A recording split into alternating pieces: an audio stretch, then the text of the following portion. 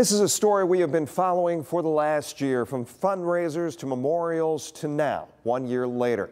Last year, on September 20th, the Oregon community lost two brothers, Ben and Max Morrissey, workers at the then BP-Husky refinery. Their lives were taken after the facility exploded, leaving their wives, young kids, and the rest of their family without a pivotal piece of their homes. Kaylee Marentet has their story. It was 11 years ago here that Max and Dara met. I was very resistant. I wasn't looking for a boyfriend or anything. But there was something about Max Morrissey. Max was just like silly and goofy, and we literally were together from that day forward. We had our wedding in Mexico in February of 16. It was there that the new Mr. and Mrs. Morrissey would help introduce the next Mr. and Mrs. Morrissey. We met in Mexico at Max and Dara's wedding. And it wouldn't be long before the family would continue to grow. Along came Wild and Wrecker and Wesley, with Katie finding out there was another on the way. Life was pretty perfect. We just moved home, found out I was pregnant. We were about to finish remodeling this house, and yeah, it was good.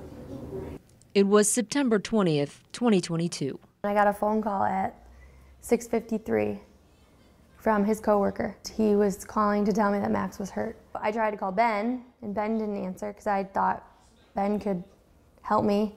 Katie was at Ben and Max's parents' house. We get a phone call from Dara saying that Max was hurt.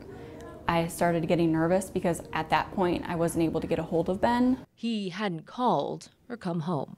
I watched the ambulance leave BP, and at that time I didn't know that Ben was in one of them. Taken to the hospital, still alive. They both were walking, talking, fully communicating. They both were awake when they got to the hospital. They had to intubate him just to keep them safe. The brothers were transported to the University of Michigan. It wasn't until we got to Ann Arbor that they then told us they weren't going to make it. Every inch of Max's body was burned except his toes. Ben and Max they passed, I think it was 16 minutes apart from one another. It just seems like, how could it even be real? I have to explain to a 3- and a 5-year-old, that where's Daddy? He's never coming back. How have I gone 365 days without Max? He's funny and silly and goofy and crazy. Give me a good color! Max was super dad. He was there for everything. Ben was the most even-keeled person you will ever meet. He was a provider and a supporter and a very genuine person.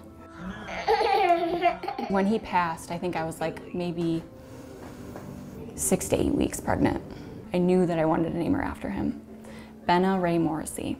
It would have been really sweet to see him with his daughter. In Oregon, Kaylee Marentet, WTOL 11. The Morrissey brothers are also being remembered by their fellow workers right now. USW Local 1346 held a day of remembrance at the Union Hall. Event organizers asked members of the community to come together and honor the brothers' heroic act that saved many lives that tragic day.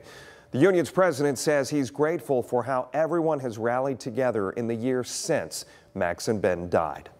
I use it as a chance to thank the community for all their support they've given us, the other area locals, just the community as a whole stepped up when this horrible accident happened. Red Eye Pie, the restaurant which Max owned, provided food at tonight's event.